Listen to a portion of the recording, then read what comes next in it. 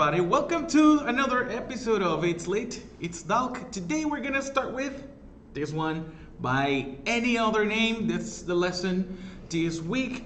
And as you can see, it's a memoir by Santha Rama Rao. That was the writer of the story. Let's start going with the quick start, all right?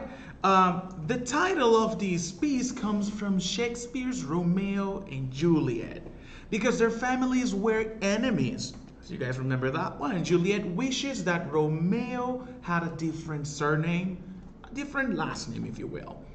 What is in a name? That's the question that we want to start thinking about in this lesson. What is in a name? What do you think what's the meaning behind a name? Well, Juliet asks these questions in the story and she says, well, her answer was just that which we call a rose by any other name would smell as sweet. So what she basically says is if the rose wasn't called rose and it had another name, it still would have the same essence, the same scent, the same smell, which would be a good one.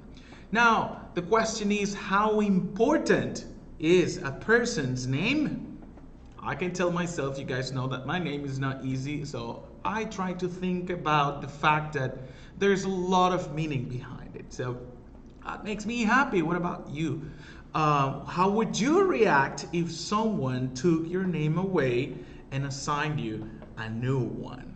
What do you think would be a good new name for you? Or do you feel like any other thing if you had another name? Well, let's think about that for a bit. But still, we gotta continue with the lesson. And today's first element is going to be historical context. We're going to analyze the historical context in by any other name. But first, we gotta see, as you guys can see right there, the first thing that I want to describe is the element of this genre.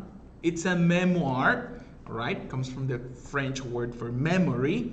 It means it's a remembrance, something that happened. So what are the elements or the basic elements of this genre? Number one, a true story told as a memory. It usually uses the past tense, right? Because a memory is something that happened in the past. Another element, as you can see, is the author is a narrator. Yeah, if you're gonna tell a memory, it's best if it comes from the person who lived it. So they would use the first person point of view, right? Past tense, first person point of view. Third thing is that it doesn't retell the author's entire life. It's just a little piece. It's not all of it, all right? And finally, you will also see that a memoir has a selected memory or memories to reflect a message or a lesson. The idea is to communicate, to convey a moral behind the story. So to analyze historical context, we have to think about this. Number one, at the time of this account, that means when this story happened, it was around 1928, all right? We're talking about India. It was a colony of Great Britain. Educated Indians were expected to learn English in addition to their native languages. Many languages that were spoken in India. I still think there are many languages spoken in England, dialects, etc. So they were expected as a colony of Great Britain to also learn English, all right? So the headmistress or the principal of a school, which was Santha Rama's school, she was British, all right? So as were most of the students who were the children of British civil servants sent to India as colonial rulers. You have to think about the idea, what was Santha Rama Rao doing in that school? Well, that's a different story. That's not part of the memoir, but this is what happened. So Great Britain ruled the Indian subcontinent from 1858 to 1947. Imagine that, right after the Second World War. All right, so keeping that in mind, we are actually depicting some of the historical context in which this memoir, in which this story is taking place. All right, so it was just after the war, after World War II. Great Britain was ruling over almost all of India. India was a colony of Great Britain. The schools there were filled up with a lot of British children, all right, a lot of British kids. So there was like uh, not like the coolest environment for Indians at the moment, but well, this tells us a lot about the context, the historical context. And one good aspect to think about when we analyze the historical context of the story is to just go and find out what year it was written, when the events happen in the case of nonfiction. All right. If it's a fictional story, of course, you would have to look for a setting in the story, or to see if there's a prologue where the author or somebody else tells you the historical context, at least the time when the events happen. That will tell you a lot about the tone, about the mood that is expected from the reader when you have these type of text. All right, next up, so you analyze the point of view of Santha Rama Rao to bring her experience at school. All right, so we want to analyze her point of view as she was experiencing this event in her school when she was a kid. We're going to identify details of history and culture that helped define India in the 1920s, all right? Then we're going to make inferences about Rama Rao's perspective on those details. And remember, those inferences are just your interpretation of what you think she was thinking, what you think was her opinion, what you think was her reaction to what was happening, all right? So I have a couple of examples here with a little excerpt from the text and how we could infer what was going on. Let me read textually. Number one, it says, up to then my mother had refused to send Premila to school in the British-run establishment of that time, all right? What can we infer from that? We could say that Rama Rao notices her parents have mixed feelings about the British. All right, she had refused until then. That's what we can see in that little passage. All right, the second example says, I had never really grasped the system of competitive games. It was not for years that I really learned the spirit of the thing. So what can we infer? What can we interpret from this? Rama Rao finds the competitive atmosphere of the British school different from the caring atmosphere at home. Now, if we have to take into consideration that up to this point she was being educated at home by her mom, we're going to discover that in the reading, and now she's finding that there are some elements, some situations that are she's not comfortable with, because they are completely strange to her.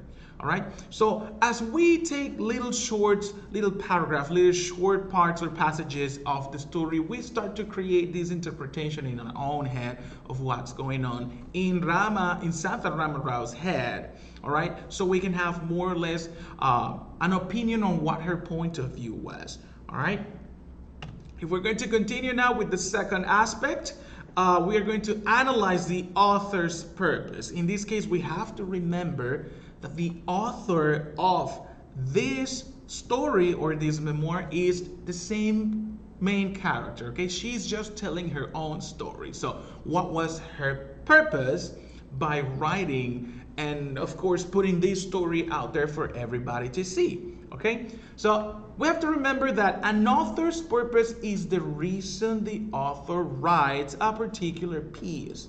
Why do I want to write this? Why do I want to communicate this specific piece of information, right? It could be to inform, to persuade, or to entertain an audience. There is, I am pretty sure, 100% probability that there is a purpose behind anything that any person writes or communicates. Could be as a joke, could be as a truth, it could be to confront someone, it could be to give your opinion, or just to point out special information. In this case, we have a story that has a lot of sentiment to it, that has a lot of things to communicate how she felt at the moment, but still has a moral to it. There is a message behind that the author wants to communicate. Okay, so as you read this piece, we're going to analyze Rama Rao's authorial choices. Okay, authorial choices. Sorry.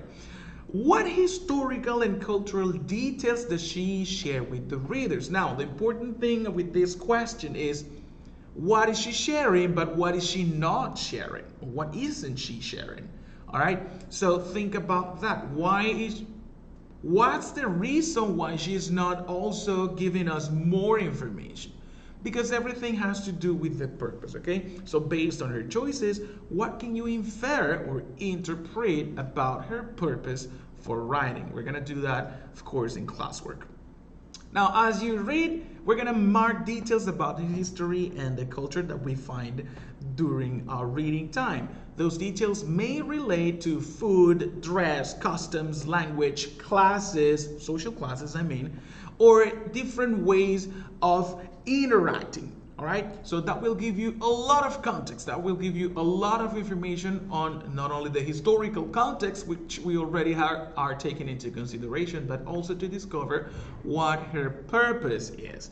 All right, they may also relate, these details may also relate to the people Rama Rao comes into contact with. All right, so how she interacts with them, how they approach her, all right, in the development of events in the story. We're going to think about why Rama Rao shares these details and what those details reveal about her purpose for writing. All right, so it's not only historical context that we're going to be analyzing, we also want to use those details and that information to try and find out what her purpose was for writing.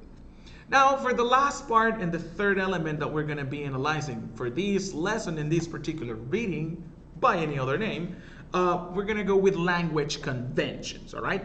In language conventions, this time we're going to focus on the appropriate verb tense according to the type of text that we are reading or that you are writing in the case you're on the other side of the table, right?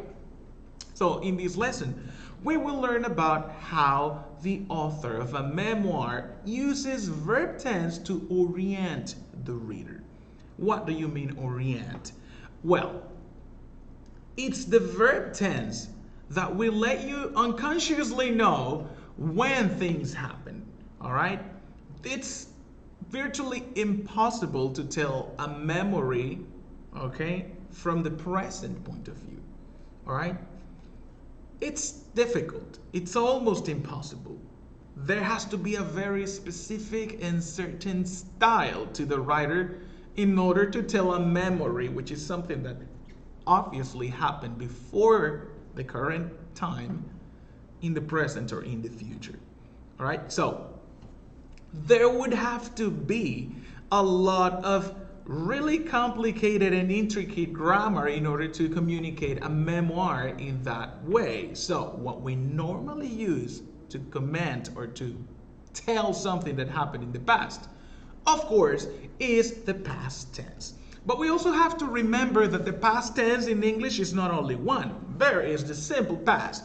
There's also the past continuous. There's also the perfect, the past perfect, and the present perfect, which can also be used to tell an action that happened in the past that might still be valid.